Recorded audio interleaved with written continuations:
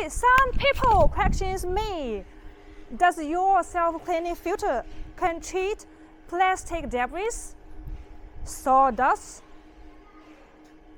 or allergens, adverse suspended solids, or agricultural waste? Definitely, let's check the filtration test on site.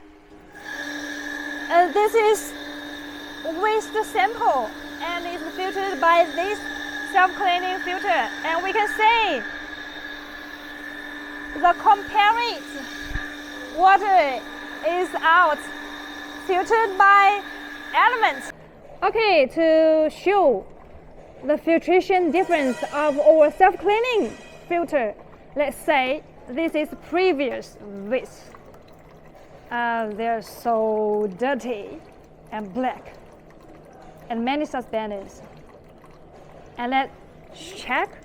This is after filtering water. Compare it clean.